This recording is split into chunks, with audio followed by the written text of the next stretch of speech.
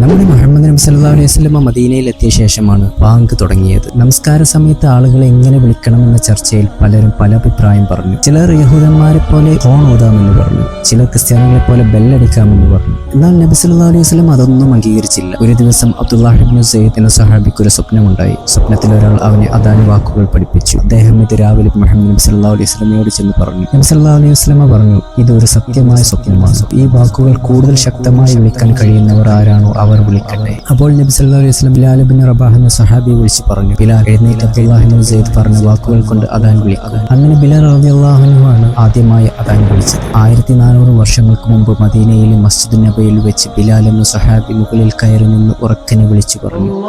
എന്നാൽ ആ ഒരു ബാങ്ക് വിളി പിന്നീട് ലോകം മുഴുവൻ 24 മണിക്കൂർ മുഴങ്ങിക്കൊണ്ടിരിക്കുന്നു.